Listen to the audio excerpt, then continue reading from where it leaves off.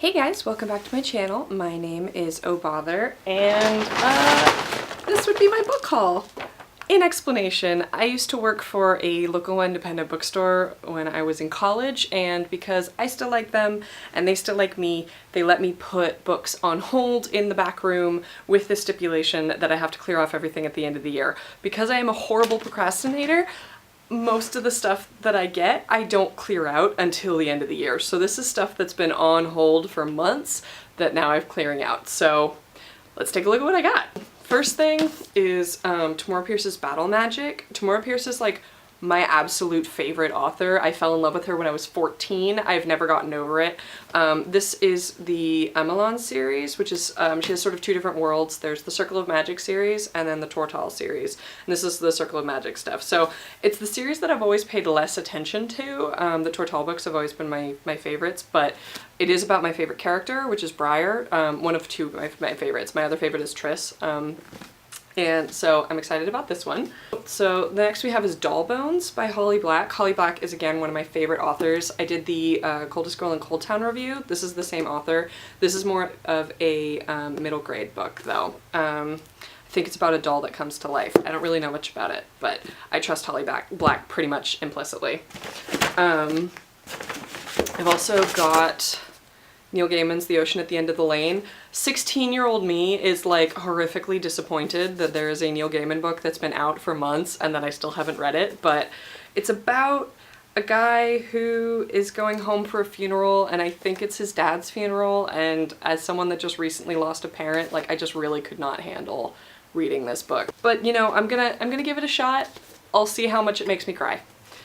And you know, Neil Gaiman's always good. I've got a bunch of stuff that's like series stuff, so you know, it's like sequels and stuff. One of which is The Madness Underneath by Maureen Johnson. I have actually already read this, but I read the advanced reader copy, and when I like series I try to buy them later when they come out in order to support the author, because they don't actually get any money from advanced reader copies. So Madness Underneath is the book 2 in the Shades of London series. The first one is about a girl from New Orleans who goes to a boarding school in London, and basically she gets the ability to see ghosts, and there's like a series of murders happening that are imitating Jack the Ripper. It's set in modern day, but it's really, really good. And The Madness Underneath is the sequel to that. So next on here is Scarlet, which is the Lunar Chronicles. The first one is called Cinder. It's a futuristic sci-fi dystopia version of Cinderella. Scarlet is the Little Red Riding Hood adaptation. The characters continue on through each book.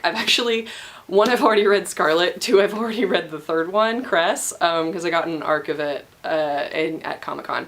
But again, when I like the series, I like to buy the book. Actually, I liked it even better than Cinder. Cinder was really, really good, but Scarlet was even better. I loved Scarlet. I loved Wolf, who's the boy, who's the big bad wolf in this version.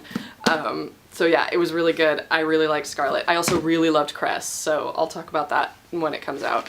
Oh, I forgot to say the author, I think, of Scarlet. Scarlet's author is Marissa Marissa Meyer, I think. The next is Cruel, but it's spelled differently, by Jennifer Albin. Cruel is, it's a new author, it's a new series. It's about the spinsters in this world. They like weave the fabric of reality. I don't know, it sounded interesting. I mean, it's a YA sort of dystopia. It's probably going to be one of those like the totalitarian government was prepared for anything except two teenagers falling in love kind of a thing, but the world building seemed really cool, so I thought I'd give it a shot. Let's see. This is Sister Mischief. It's non-fantasy, it's actually just like regular urban fiction. But it's about this like hip-hop crew that they're all girls, and it's, you know, it's about a girl who's like a lesbian and in love with one of the girls that's in her crew. It was on like a list of LGBT books for teens that aren't about like the trauma of coming out, and I'm always interested in that, so I thought I'd give it a shot. So it's called Sister Mischief by Laura Good, I think, but it's spelled G-O-D-E. So also on that list of, you know, coming out that isn't like horrific is the adaptation series by Melinda Lowe. I've started the first one, but I haven't finished it. I've read other stuff by Melinda Lowe though. She wrote a lesbian retelling of Cinderella. It's not called Cinder, it's called Ash. And then she has like a prequel called Huntress. And I really loved Ash. It was lyrical and beautiful and lovely. And so I'm definitely interested in her other ones. So the first one is called Adaptation, and the second one is called Inheritance. So I just picked this up. It's modern day rather than like fantasy retelling, and it's very much like X-Files. So there's like birds suddenly start dropping out of the sky and like causing plane crashes and stuff. So it's really creepy, and like the main character gets in an accident and wakes up in like an Area 51 kind of a thing. Probably there are going to be aliens at some point, because anytime someone mentions X-Files, the first thing you think of is alien. I also have the Lindburn Legacy by Sarah Rees Brennan, the first two. The first one is called Unspoken, and the second one is called Untold. I've actually read both of these. Again, advanced reader copy, decided to purchase the actual book kind of things. This is actually my second copy of Unspoken in hardback, because there was a signing happening that I couldn't make it to, so someone got the book signed for me, and then of course I had to support the bookstore and buy it, but yeah. And then we've got Untold, which is the sequel. Yeah, again, I've already read both of these, but the series is so effing good that I had to buy them.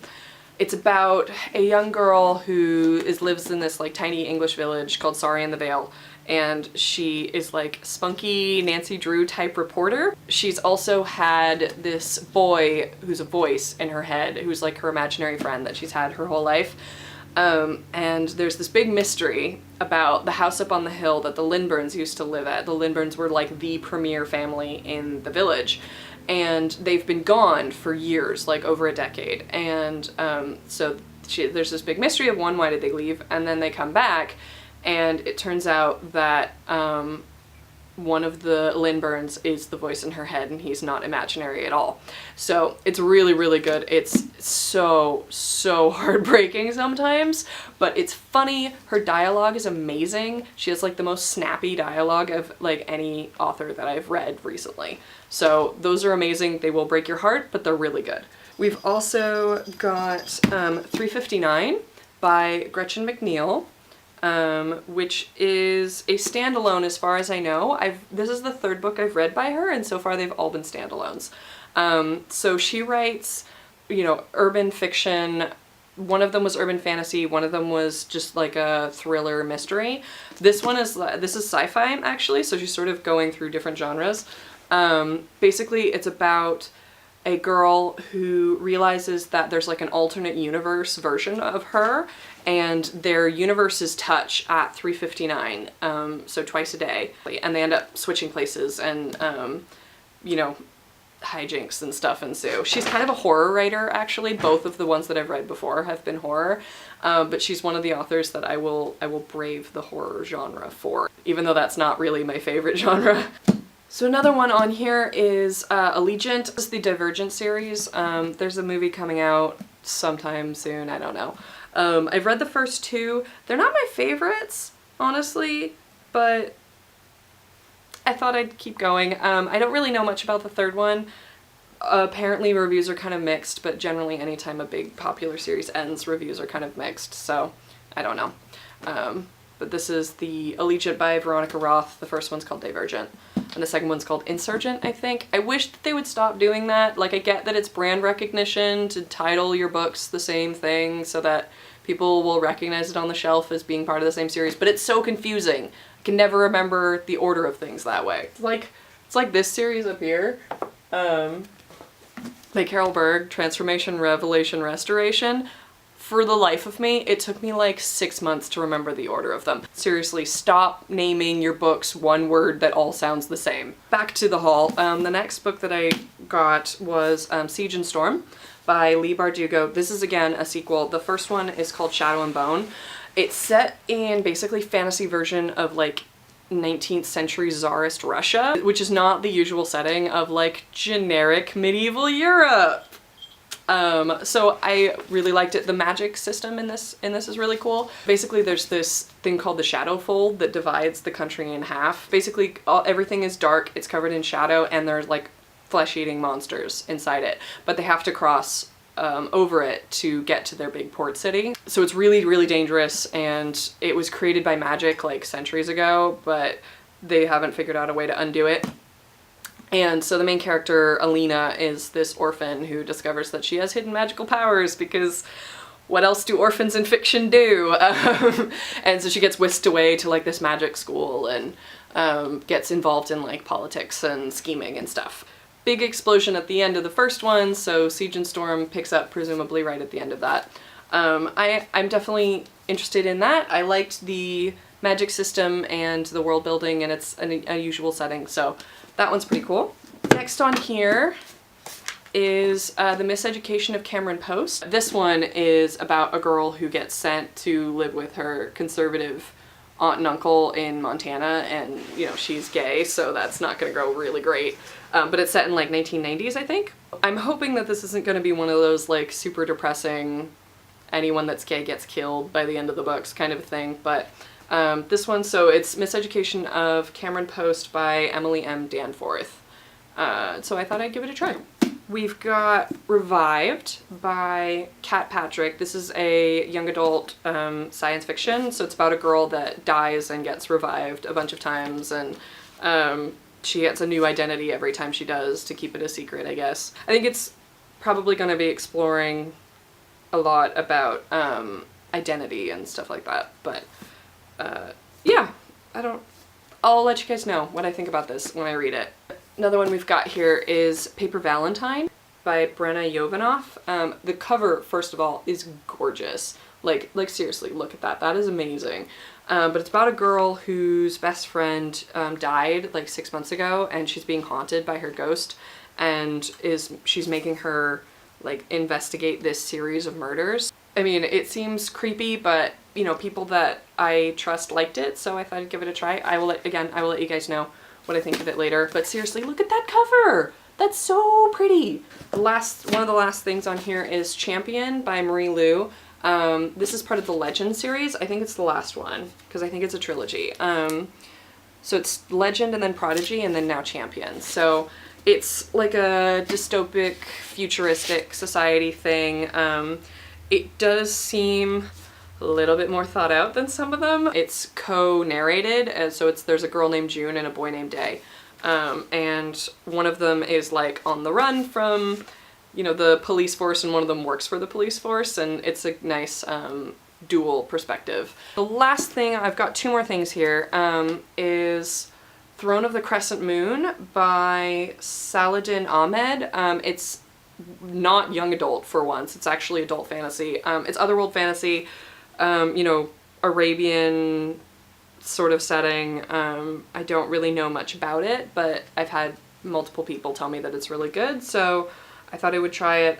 I rarely read adult fiction. Most of the time I read young adult because I can get through it a lot faster, and I don't have a lot of reading time. But yeah, I'm always interested in stuff that isn't just generic medieval Europe kind of setting, so I thought I'd check it out. So Throne of the Crescent Moon is one of them. And then the last one is Cold Fire by Kate Elliott, which is actually the second book in a series that I haven't read the first one of. I need to stop doing that. So the first one's called Cold Magic, and the third one I think is called like Cold Steel or something. I like started it and got like half a chapter in and then got distracted by something else, but this has been sitting on my pile for so long, and it's a cheap little paperback and everyone seems to think it's really good, so thought I'd give it a try. So I think that that is it for today. As you can see, I went a little bit overboard, but this is like my end of the year clear out. I do not usually buy this much. I do have a book problem. This is not even my full book collection, but you know, I can't help it. I will do reviews on as much of those as possible once I finish them, either on this channel or on a blog if I ever actually start an official one. But thank you guys so much for watching, and I will see you guys next time.